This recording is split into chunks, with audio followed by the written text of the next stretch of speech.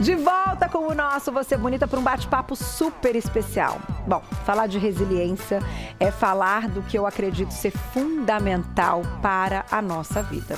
Eu acho que ninguém consegue dar mais um passo se não tiver resiliência. Por isso a gente convidou mais uma vez o Dr. Fernando Gomes, que sempre vem com as dicas. Tudo bem, doutor? Bem-vindo, viu? Muito obrigado, Já Carol. anunciei aí no início do programa, todo mundo para já entrar nas redes sociais, no @VocêBonitaTV, para mandar as perguntinhas. Quem quiser contar alguma história, algum caso, né? Enfim, ou até dizer como encontrou realmente, sente-se uma pessoa resiliente, fique à vontade. Aqui nós vamos montar uma pirâmide para conquistarmos essa resiliência. São dicas práticas que todo mundo que está em casa, que está escutando a gente, pode tentar incorporar.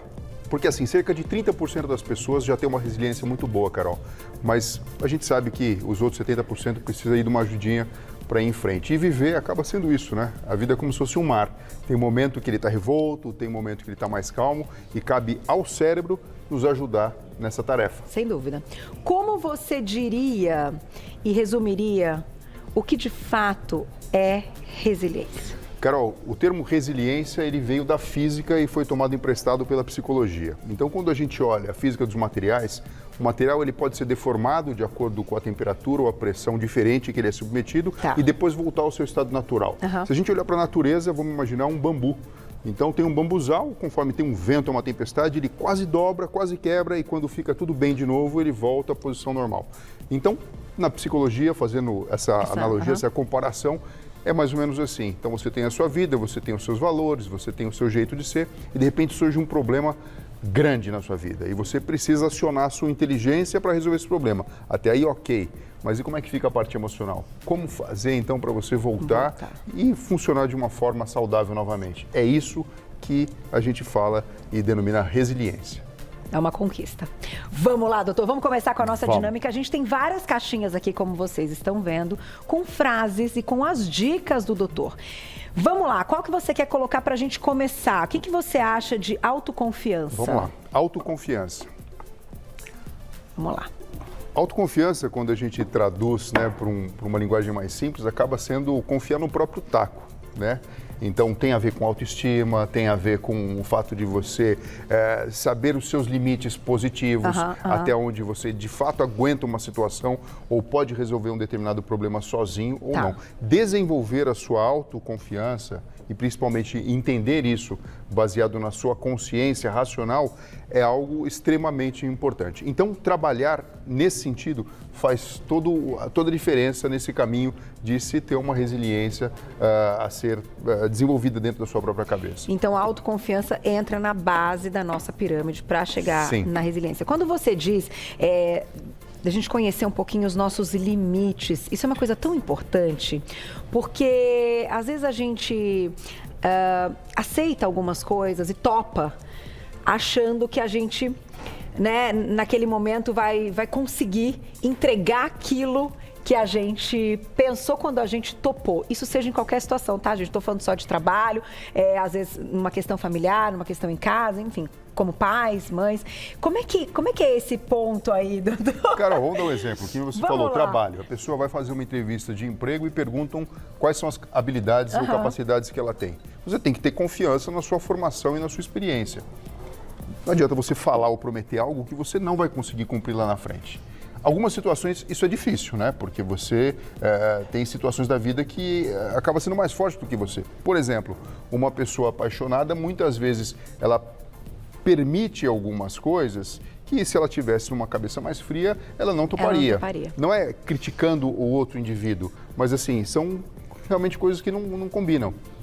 Então, é uma situação para a gente ficar alerta, para que esse tipo de coisa não venha a acontecer. Tira o coração e põe a cabeça, né? Se possível, Carol. Vamos lá, vamos para a próxima. Vamos ver uma desse lado, doutor? Vamos sim.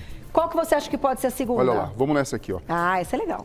Estabeleça boas relações. O princípio da nossa vida é a coisa mais valiosa que a gente experimenta aqui no mundo físico, são os relacionamentos, Carol. Então, ter boas relações sinceras, são extremamente importantes. Porque isso faz com que tudo tenha significado. E mesmo quando surge uma dificuldade, você tem ali um porto seguro para se apoiar e para trocar.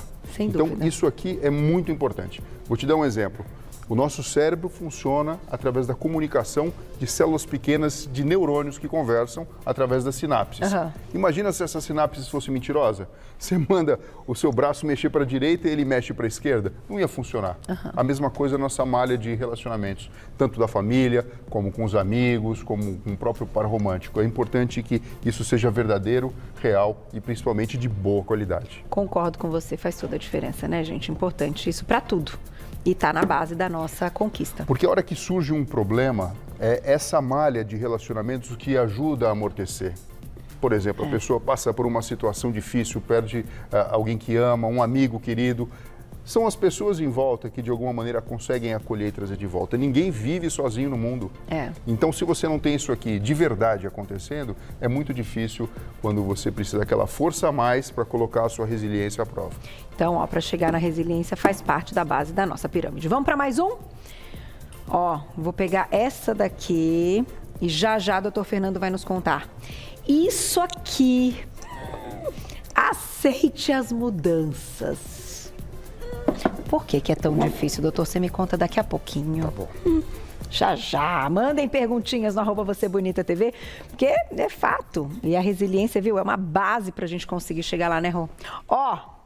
Deixamos aqui, a gente está montando uma base para a gente chegar na resiliência, né? Então, a gente precisa ter suporte, né?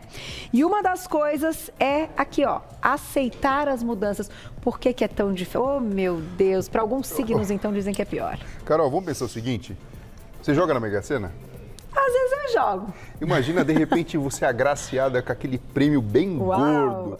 Você vai aceitar bem essa mudança? Super, não é verdade? Agora, a probabilidade de a gente ganhar num jogo desse é muito pequena. Com certeza. Né? Os reveses da vida acabam sendo muito mais comuns. Né? Desenvolver a habilidade de lidar com essa diferença, que é o próprio tempero da vida, faz com que as pessoas consigam ser mais resilientes. Então, entender que a nossa vida muito mais se assemelha ao mar, que tem momentos que ele está revolto, tem momentos que ele está mais tranquilo, faz parte do processo de fortalecer essa capacidade mental. E você sabe que eu associo essa questão das mudanças, enfim, muito à gratidão. Eu sempre coloco aqui quando a gente está conversando, porque quando você enxerga o que poderia ter dado errado, mas não deu, e você dá valor para o que deu certo, acabou. Você aceita toda a mudança, você fala, obrigada, era isso mesmo. Então, né, pensem nisso. O próprio progredir da vida, né, o fato da nossa idade estar se avançando, isso faz parte. A gente precisa entender que isso é natureza, isso é vida, né? E tudo tem começo, tem meio, tem fim. Então, enfim, isso aqui faz parte de algo extremamente importante. Aceite. Vamos lá, vou para mais uma caixinha aqui. Temos... essa é boa para ficar na base. Sim. Enfrente o problema. Carol, o nosso órgão mais importante do corpo humano, o cérebro, ele tem uma característica. Qual que é a característica do cérebro? A habilidade de resolver problemas. Sim. E como ele consegue isso? Através da inteligência, da manifestação clínica da inteligência. A inteligência é a capacidade de resolver problemas. Agora, se você não encara de frente o problema, você tira do seu cérebro a possibilidade de desenvolver opções. Se você já tem uma experiência prévia, já viveu alguma situação tão difícil quanto essa que você está vivendo agora, ok, você pode olhar para o seu próprio arquivo pessoal. Se você não tem, você vai conversar com pessoas, com familiares, com amigos, vai ler, vai procurar na internet, enfim, vai tentar enriquecer o seu cérebro para poder enfrentar o problema e, de alguma maneira, conseguir dar um desfecho favorável. Agora, ponto importante. Enfrentar. Não adianta você se esquivar, não adianta deixar para depois, procrastinar, porque assim, quanto mais tempo você encara de frente e deixa o seu cérebro trabalhar, mais fácil é você chegar numa solução favorável. Então, aqui não é nem uma questão só de resolva, porque é necessário, é uma questão que nos coloca para um amadurecimento até físico. Exato. Da função realmente que o cérebro tem. Exato. Porque o nosso cérebro capta informações tanto objetivas, como quando você está lendo, está falando, está escutando, como subjetivas também. Então, sensações, emoções, percepções. E quanto antes você entrega para ele isso de uma forma real, ele está trabalhando. Não só quando você está pensando, às vezes quando você está dormindo, às vezes quando você está tomando banho, vem um insight de repente e você vê uma solução diferente para aquilo. E enfrentar o problema já é metade do caminho para você resolvê-lo. Ou seja, olha, é uma situação difícil, eu estou passando por uma situação que é diferente do usual, pronto. Você já fica numa situação que você deixa o seu órgão trabalhar a seu favor. E quanto mais a gente enfrenta problema, mais habilidades a gente desenvolve. Exatamente, mais inteligente a gente pode ficar. Muito bom. Vamos para uma caixinha desse lado, então? Vamos sim, Carol. Olha lá. Olha só. Tome decisões sem medo. Isso aqui vem junto com o fato da gente enfrentar um problema. A partir do momento que a gente colocou o nosso cérebro para trabalhar, para resolvê-lo, né, a gente vai precisar tomar uma decisão. Porque sem atitude, difícil. A gente deixa muito à deriva e aí até a nossa própria capacidade de resiliência entra numa situação mais difícil. Então, assim, não ter medo. É importante, a partir do momento que você estabeleceu um caminho, e veja, a gente não é robô, então você pode ter decidido alguma coisa e no meio do caminho até tentar dar a volta e tomar outra postura, ok, mas naquele instante, naquele segundo em que você toma a decisão e dá o primeiro passo, que seja com firmeza. Certo. E eu acho assim, gente, nós estamos aqui montando a nossa base. Tem outros elementos que vão fazendo parte, porque tem pessoas que, quando a gente fala de medo, né?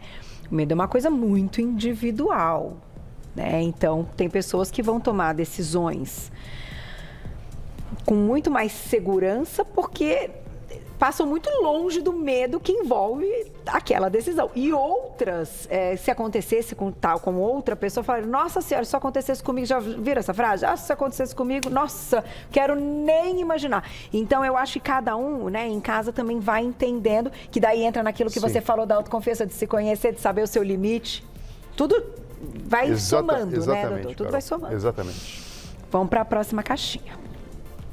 Nós vamos chegar lá. Nós vamos falar de fé também, tá? Pode deixar que eu não esqueci, não.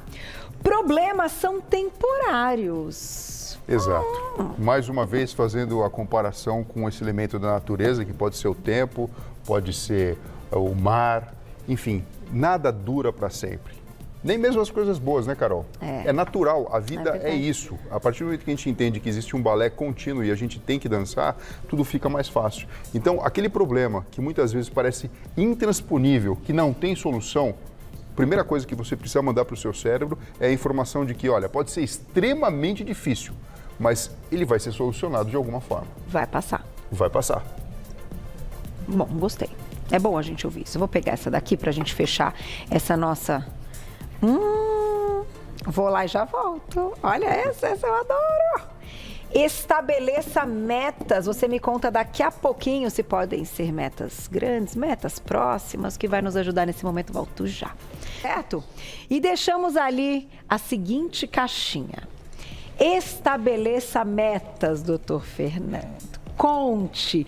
O que o nosso cérebro acontece aí quando a gente realmente se propõe e coloca a meta? Cara, olha só, quando a gente coloca metas e principalmente a gente escreve elas, aqui fica uma dica prática, não adianta a gente só ter isso aqui na cabeça, é importante a gente escrever e monitorar. Tá. O que ocorre? A gente alinha os lobos frontais, que é essa parte mais anterior da nossa cabeça, onde estão toda a nossa consciência, o nosso juízo, a nossa criatividade, a nossa capacidade de lidar com conhecimentos que a gente já tenha, sabe? Quando você alinha isso, a facilidade que você tem de chegar num desfecho favorável é muito maior. Então, assim, você coloca o cérebro alinhado para te entregar o que você precisa.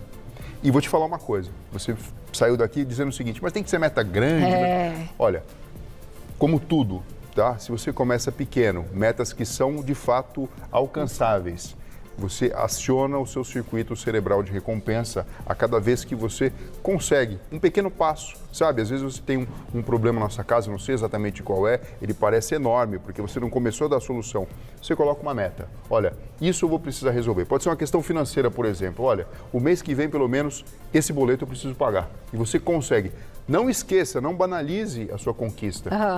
Valorize, porque o seu cérebro ele vai se sentir estimulado, você vai ter uma liberação de dopamina, o que faz com que você possa alçar voos cada vez maiores. Olha que interessante. E olha como tudo está relacionado, porque trabalhar com pessoas que também têm metas parecidas, enfim, pensando agora na parte profissional, então é a relação que a gente falou antes no degrau abaixo, né, falando das relações importantes, também pode, né, impulsionar e colocar ali para cima, né? Que bom que a minha equipe é muito maravilhosa, nós estamos todos alinhados, né, Glaucia? Bom demais, todo mundo querendo fazer, ó, cada coisa cada vez melhor, então aí já dá aquele gás. Carol, me adiantei aqui, ó. Ocupe a mente. Socorro, isso daí... O que acontece? Importante. Né? O nosso cérebro, a gente não pode banalizar ele ou então menosprezá-lo. Ele é extremamente hábil e inteligente, isso é um fato. Então, se você ficar muito ensimesmado, só pensando naquele problema, que é o que geralmente acontece quando a gente vive uma situação difícil, você limita ele de trabalhar com outros elementos, como, por exemplo, a própria intuição. Tá. Então, ocupar a mente com outras coisas, quer seja uma atividade física, quer seja leitura de um livro, quer seja aprendendo um novo idioma, quer seja aprendendo a fazer um prato de comida, enfim, dá tempo ao tempo para que soluções inteligentes possam surgir. Aquilo que eu falei, Legal. né? Do insight. Sim. E também faz com que a gente consiga aceitar um pouco aquela dificuldade, aquela mudança e entender que dias melhores com certeza virão. Mas você não vai ficar ali esperando, só pensando naquele problema, naquela situação. Perfeito. E acho que vale a pena mesmo, né? Vale a pena.